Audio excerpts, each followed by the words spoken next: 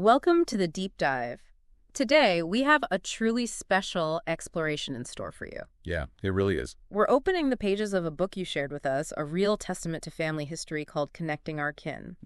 It's a very personal journey into your roots, lovingly compiled by a relative starting way back in the 1970s. And what's so fascinating about this source, I think, is how many different layers it has. What? It's a blend of, formal genealogical work. Think of those family tree diagrams. Yeah, the charts. Exactly. The charts that visually show how everyone connects alongside personal stories, a bit of historical context. Well, to understand the times your ancestors lived in. Which is so important. It is. And even some reprinted articles that clearly spoke to the author's passion for uncovering your family's past.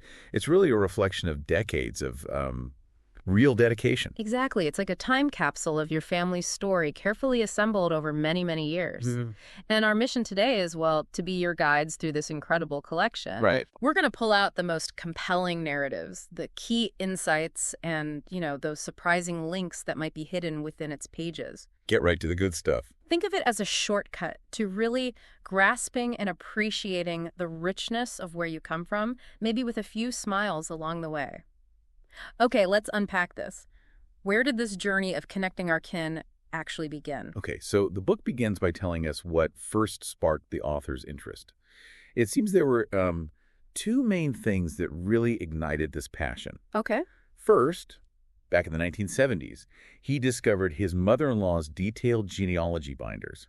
He was really struck by the sheer effort she had put into documenting her family history. You can just picture those handwritten forms, all that painstaking work. Oh, absolutely. Right. Precisely. And that experience, it connected with a memory from his childhood. Ah. Back in the early 1960s, his grandmother Carroll had been contacted by a retired colonel researching the Rohrabaugh family. He remembered his grandmother talking about their ancestors, but, never actually saw the colonel's finished book. This kind of planted a seed, the idea that there was a much deeper story waiting to be discovered. So with that inspiration, and it sounds like a good dose of curiosity, how did the author actually start digging into the past? What were the first steps? Well, much like his mother-in-law, he started with those traditional genealogy forms, ancestral charts. The trees, yeah. Which are like visual trees showing the lines of descent family group sheets, which detail individual families, parents, kids, and individual sheets for each person. Right. He began by documenting what he knew about his parents, siblings, grandparents, great-grandparents. It was a very manual process in the early days, heavily reliant on getting information from living relatives and creating physical binders filled with handwritten notes and copies of documents. He even mentions retyping this same information multiple times because he didn't enjoy handwriting. That's real commitment. It really is. Okay, so here's where it gets really interesting, I think. How did technology eventually change things? Because the 70s is pre-internet for most people. Oh, yeah. The book really emphasizes the major shift that came with the early days of the internet. The author saw its potential for sharing his research. He actually taught himself HTML coding. Wow. Using resources from RootsWeb and created his first website, connectinggorkin.com. Later, he started using What You See Is What You Get, or WISID, WIG software like FrontPage. Ah, FrontPage. Yeah, Okay. which is, that user-friendly software that allows you to create websites visually without needing to write code directly. That made organizing and updating the site much easier. Right. He ran that website for over a decade and apparently connected with many online cousins who helped him piece together his family history. It's amazing to think about those early days of online genealogy, a real pioneering spirit. But this personal website wasn't the final step, was it? He moved on from that. No. Around 2012, he moved away from his own website and fully embraced Ancestry.com. He really appreciated its features, especially for building a family tree online, attaching stories to people, and creating a large photo gallery. He says it now holds around 1,500 pictures. 1,500. Wow. So after all this digital work, what finally prompted the move to a physical book, Connecting Our Kin? That was largely driven by his youngest brother, Billy. Ah, family request. Yeah, who had apparently been asking for a printed family history for years. So as retirement approached, the author decided it was a good time to preserve his decades of research in book form, mainly for his siblings. Makes sense. He also mentions the possibility of sharing a PDF version online for others. But it's important to note the book itself doesn't go into, like, exhaustive detail with every single date and record. Right, it's more the narrative. Exactly. It focuses on the most compelling stories. For that really detailed information, he directs readers to his online Ancestry.com tree via an invitation. That makes perfect sense. The book as the engaging narrative and the online tree for the, the nitty-gritty data. So what's the actual scope of the book? Which main family lines does it focus on? Well, the core of the book focuses on the 4 surnames of his parents and grandparents: Carroll, Rorabaugh, Lingle, and Ballou. Got it. It includes biographies of his parents, Woodrow and Ella Carroll, shares his own early childhood memories, and includes a collection of blog articles he had written over the years related to his research. Okay. He also provides links to his genealogy data on the World Connect project and encourages readers to contact him for an invitation to his Ancestry.com tree. Right. And additionally, he actively contributes to Find a Grave, linking family memorials to a virtual cemetery he calls Connecting Our Kin, which is publicly accessible online. Oh, that's great. And public resource, too. Okay, Yeah. so we understand how the book came to be. Now, let's really delve into those ancestral lines. Where does the Carroll family story begin in this book? So the earliest Carroll ancestor the book traces with, let's say, reasonable certainty is Nathan Carroll Sr. He was possibly born in 1777. Yeah. The book mentions he had multiple marriages, and there's some evidence suggesting children born even before his marriage to Mary Jeanette Graham in 1831. Interesting. There's even a note suggesting he might have been the son of a David Carroll of Goochland County, Virginia, although, this isn't definitively proven. Right. But interestingly, there's a record of a land grant, Oh, yeah. which was a way the U.S. government encouraged westward expansion by giving away land. A grant to Nathan Carroll Sr. in Indiana by President James Buchanan in 1857. A land grant directly from a president. That's a tangible connection to history right there. It really is. How does the Carroll line proceed from there? Well, the line continues through his son, Nathan Carroll Jr., born around 1835 in Indiana, and then down to Henry Hamilton Carroll, born in 1868 near Henryville, Indiana. Now, Henry Hamilton Carroll is a pretty central figure because he had 2 marriages, both to sisters, Nancy Josephine and Eliza Jane Rorabaugh. 2 marriages to sisters. That's definitely a twist you don't often see. The book must explore that in more detail. It does, yeah. The book then focuses on Woodrow Wilson Carroll, who was the son of Henry and his second wife Eliza, and Woodrow's marriage to Ella Iola Lingle, which of course directly connects to your lineage. Right. Their 6 children are also listed in the book. So let's dig a little deeper into Henry Hamilton Carroll himself. What do we learn about his life and family? We get a good overview of his life. Born in Indiana, he moved to Missouri and then to Payne County, Oklahoma in 1897. Okay.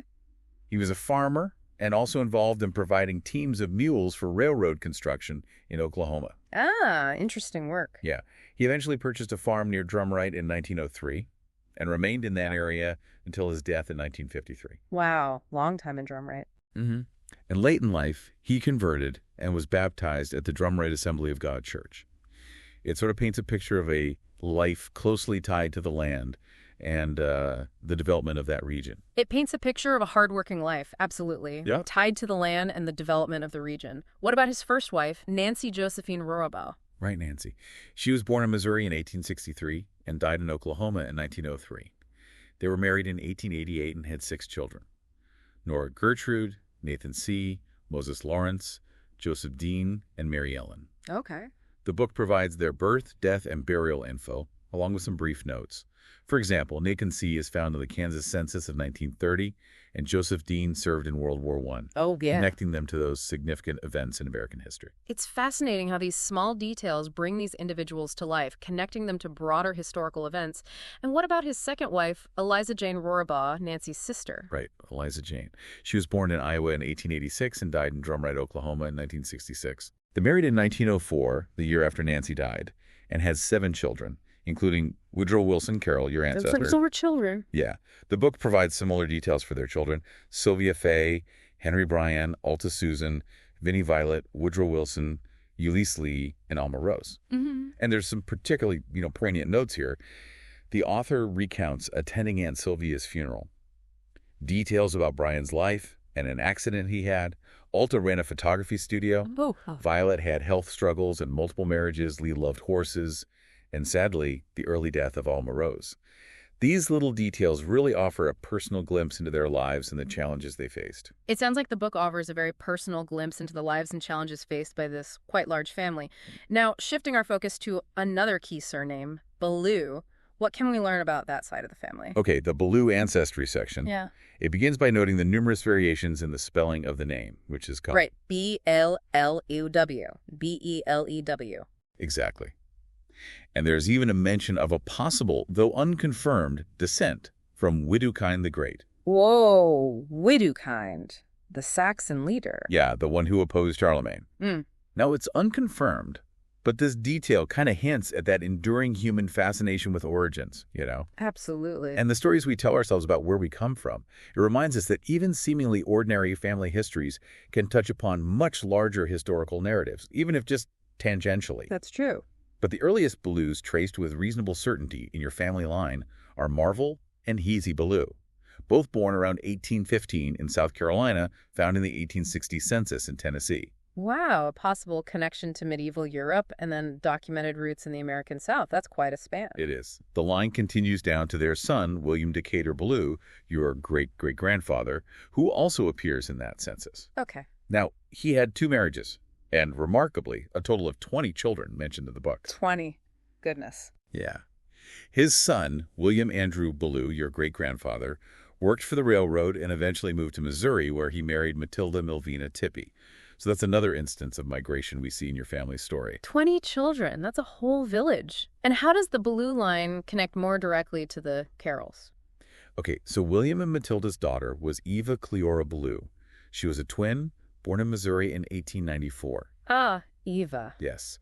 She married Everett Lingle, and they eventually moved to Arkansas. They had 6 children, and Ella Iola Lingle, Your grandmother. right, who married Woodrow Wilson Carroll, is listed first among them.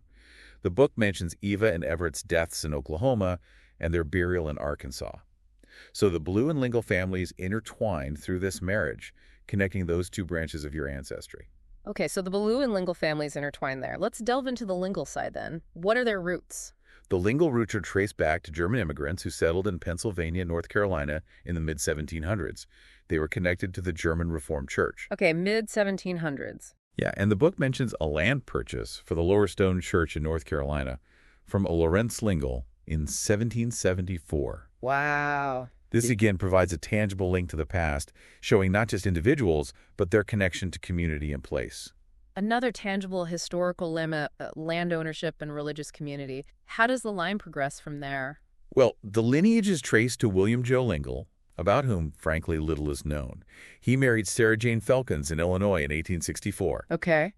Sarah later remarried a man named Bratcher and was apparently known as Grandma Bratcher to her great-grandchildren. Right. Their son, James Wilson Lingle, who married Harriet Lavina Anderson, is a key figure in your ancestry. Okay, James Wilson Lingle. And his son, Everett Houston Lingle, he's the one who married Eva Ballou, completing that connection we just discussed. What more do we learn about Everett and Eva? The book has a bit more detail about their lives, yeah. Everett and Eva married in Missouri in 1913. His parents owned a grocery store there. Okay. Everett later became a dairy farmer and also ran a service station grocery in Oklahoma. Huh, variety of businesses. Yeah. They were considered a loving couple by their children and many grandchildren. Their 6 children are listed with brief details, again highlighting Ella Iola, your grandmother. It paints a picture of a family, engaged in their community, adapting to different economic opportunities. It sounds like the Lingle family were entrepreneurs and community members. Now, the book also mentions the Felkins ancestry connected to Sarah Jane Felkins. What's the story there? Right, the Felkins line. This traces back to Henry Felkins, born in Virginia around 1695. 1695, wow. Yeah, deep Virginia roots. The book outlines several generations, giving key individuals their lifespans, marriage details. And it connects the Wilson name, as in James Wilson Lingle, to this maternal grandfather. Ah, okay. And several Felkins ancestors are noted as having served in the military, including in the War of 1812. So that indicates a history of service to the country within that branch of the family. So a history of service runs through that branch as well. Interesting. What about the Anderson and Kelton ancestry linked to Harriet Lavina Anderson? Okay, this section delves into Harriet's maternal line. A significant find for the author was an article in Goodspeed's History about John L. Golden, who was Harriet's great-granduncle. Goodspeeds? What's that? Oh, they were publishers, known for creating these county histories back in the late 1800s. They're really valuable resources for genealogists because they often contain biographical sketches of local residents. Gotcha. So this particular article provided crucial information about Harriet's parents, James Madison and Martha J. Kelton Anderson, and her siblings. Wow. And the Kelton lineage, it's traced back to William Kelton, born in Pennsylvania in 1753. The Anderson family's move from Tennessee to Arkansas is also highlighted, another example of families migrating, seeking new opportunities. It's incredible how these seemingly random historical publications can unlock so much personal information. Now, we can't forget the Roribaugh name, which played such a key role in Henry Hamilton Carroll's life twice. This sounds like a particularly well-researched line. Indeed. The book specifically mentions extensive research done by Louis Bunker Rohrbach, and the lineage is traced all the way back to Klaus Rohrbach, born around 1565 in Germany, down to the author himself. Key individuals across generations in Germany are mentioned, including their lifespans, locations, and professions like bakers and innkeepers before their immigration to America. This really shows the deep roots of this family line extending back centuries in Europe. From 16th century Germany to present-day America, that's an epic journey. Who are some of the key figures in the early American Rohrbaugh story? Well, John Rohrbaugh, who immigrated in 1749, is a pretty significant figure. He married Barbara Ruger, and importantly, he provided pasturage and corn for the militia during the Revolutionary War. That's a fact that allows his descendants to join organizations like the Daughters of the American Revolution. Right. So it highlights their early involvement in the formation of the United States. His descendants then spread across America. A patriot ancestor. That's a powerful connection for the family. How does the Rohrbaugh line connect to your direct family? Okay, so the line continues down to John Mitchell. Rohrbaugh, note, the spelling change there sometimes happens. Right. He married Mary Ellen Clark. He was apparently a peddler and known for his Rohrbaugh salve. Salve. Interesting. Yeah. They moved from Missouri to Iowa, and their children included Nancy Josephine and Eliza Jane, the two sisters who married Henry Hamilton Carroll. Okay, so there's the direct link again. We touched on Eliza Jane earlier, Henry's second wife. What more do we learn specifically about their mother, Mary Ellen Clark Rohrbaugh? 13 children. That's a story in itself. Absolutely. The book dedicates a section just to her, painting a picture of a really strong and resilient woman. Born in 1846, married young, had those 13 children. After divorcing her husband, she moved with some of her children to Oklahoma Territory during the Cherokee Strip Run. Wow, the land run. Yeah, a huge event where previously unassigned land in Oklahoma was open for settlement. She homesteaded near Perry. Incredible. This really highlights that pioneer spirit and the opportunities, but also the hardships faced by those seeking a new life on the frontier. Absolutely. She remarried twice, once to John Hubbard and later to Aaron Bennett Rohrabaugh, who was actually her first husband's brother. Another interesting twist. Yeah. She died in Perry, Oklahoma from cancer in 1916. The author really praises her courage and dedication to her family, especially considering the challenges faced by pioneers back then. It sounds like she was a true matriarch of that branch of the family, a really formidable woman.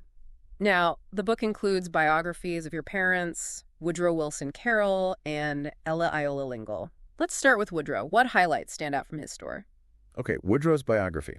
It recounts his birth in Perry, Oklahoma, at his grandmother Mary Ellen's home, actually. Oh, okay. And his childhood in Drumright, that town that boomed after the discovery of oil. He remembered his father, Henry Hamilton Carroll, and his mother, Eliza Jane, and details of family life on their farm. He went to school through the 7th grade, then helped on the farm. Got his first car around 1930. He married Ella Lingle in 1938, worked pipeline jobs up in Illinois for a while, and then returned to Drumright to work for Service Pipeline. Okay. Then, during World War II, he served in the Army Engineers, purifying water on the Rhine River. Wow, vital work. Absolutely vital, supporting the troops. After returning home, he bought a house, raised 6 children, and later divorced Ella. He apparently had a passion for horses later in life. He passed away in 1997 and was buried as a veteran, recognizing his service to the nation. A life marked by hard work, family, and service to his country. Definitely. What about Ella Iola Lingle's biography? What does that reveal about your grandmother? Ella's story begins with her birth in Missouri in 1915 and memories of childhood moves in Missouri and Oklahoma with her parents, Everett and Eva Lingle. She apparently spoke very fondly of her father. Okay. She married Woodrow Carroll in Drumright. The biography details their early married life, the births of their 6 children, some in Oklahoma, some in Illinois, during that pipeline work. It mentions the hardships they faced, Woody's work, and her involvement in the church, highlighting the importance of community in their lives. She later divorced Woody, remarried a man named Clarence Cummingdeer, who passed away. Then she lived with her daughters for a time before moving to a nursing home back in Drumright, where she died in 2007. She was remembered especially for her love, her loyalty, and the joy she brought to her children, really emphasizing those strong family bonds. Two very personal accounts that really bring your parents, the author's parents, to life. The book also includes a section on memories of early childhood by the author himself, James H. Carroll. What kind of recollections does he share? Yeah, these are fond memories from his childhood, starting with visits to his Grandma Carroll's house, Eliza Jane's house, where he felt special. He recounts moving to the farm northeast of Drumright, recollections of neighbors, a childhood injury. Oh, and visits from his Uncle Brian and Aunt May. Okay. There are also other vivid farm memories, like one about someone known locally as Bullfrog Charlie. Bullfrog Charlie. That sounds intriguing. The book must explain who that was. It does. The Drumright, Oklahoma section provides some context. Drumright, as we mentioned, experienced this huge boom after the 1912 oil gusher. Right, the oil boom town. Exactly. It transformed from a small settlement to a bustling town. The book touches on the history of the Assembly of God Church and local schools in the 1950s. It also includes a brief overview of Black history in Drumright. Oh, that's important. Yeah, mentioning the Dunbar School and the contributions of several Black residents to the community. It also mentions Emma E. Ake, a teacher, and Eileen Caulfield Huff, a local historian, highlighting the importance of education and preserving local stories. Right. And Bullfrog Charlie, it turns out, was a local entertainer during the Depression era who was famous for his animal imitations. Okay. Yeah. The author shares a reprinted newspaper article that vividly describes his talent and impact on the community. It even mentions that Charlie lived with their family for a while and helped with chores, showing the kind of interconnectedness of the community during those difficult times. So, a local legend who left a lasting impression. It's fascinating how the book weaves in these broader community stories. And you mentioned blog articles earlier. What was in there? Yes, there's a brief section with just one example provided, Carroll spellings, which humorously lists the many variations he's encountered of the Carroll surname, highlighting why he often had to spell it out. C-A-R-R-O-L-L. A universal experience for anyone with a slightly less common or easily misspelled name. The book also details a 2008 reunion at Carroll Farm. What was the significance of that event? This was a family reunion held at the author's oldest brother's home near Drumright, with about 75 attendees. Nice gathering. Yeah, it was organized specifically to help keep the family connected after their mother, Ella, had passed away the previous year. It really underscores the importance they placed on family bonds. The author created CDs with genealogy charts, photos, and website info to distribute to family members. And the farm itself was recognized as a 100-year Oklahoma farm. Oh, fantastic. A significant milestone recognizing the family's long history in the state. A wonderful way to honor their heritage and reconnect. There's also a brief mention of a vacation in New Mexico. What was that about? It's just a short anecdote, really. The author was reminded of his mother-in-law's family history in New Mexico while visiting a remote site there. It highlights her pioneer spirit and also just the diverse geographical spread of the different branches of the family's history. Right. Connections everywhere. And a section dedicated to Aunt Sylvia. Yes, a brief biography and some personal recollections of his father's sister, Sylvia. He notes her shyness, but also the close friendship they shared, especially after her husband passed away. It kind of showcases the support networks within the family. Nice. We also see Elja and Eva Ballou mentioned. Who were they? Okay, so Elja Geneva Ballou was the fraternal twin sister of your grandmother, Eva Cleora Ballou. Ah, the twin. Yes. The author recounts meeting a new cousin online, Sandy Helms, who is Elgie's granddaughter. And she shared photos of the twins as young women and details about Elgie's life and her early death. Wow. It just illustrates how genealogy, especially in the digital age, can lead to these wonderful new discoveries and connections. It's always amazing to discover new family connections through genealogy. The outline also mentions a landmark catalpa tree, but notes no specific details in the excerpts we saw. That's correct.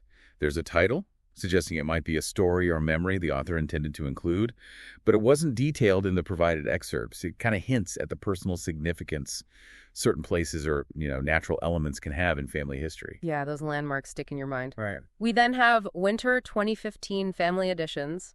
This sounds like good news. It is. This section announces the arrival of two new baby relatives, Ella Mae Grace Short and Knox Joseph Franks. And it explains their relationship as second cousins once removed to Woodrow and Ella Carroll's descendants. It just shows the ongoing story of the family, the tree continuing to grow. Always heartwarming to see the family tree continue to grow. The book returns to personal recollections with memories of Uncle Brian and Aunt May. More details here. Yes, this is a more detailed account of his father's brother, Brian, and his wife, May. The author shares childhood memories of their visits, their home near the farm, Aunt May's cooking. Always remember the cooking. Oh, yeah. Their new house and various personal interactions. It paints a picture of a close and loving relationship that really influenced his childhood. And another aunt is remembered in My Aunt Nina. This section focuses on Nina Lee Lingle Quick, who is Ella Lingle's younger sister. Okay. The author recalls her role in watching the children sometimes, her marriage, and her work in the Watts school system. It portrays her as a hardworking individual who played an important role in the family's life. There's a title that stands out, A Vision of Calvary, Willie Naomi Erickson. What's that about?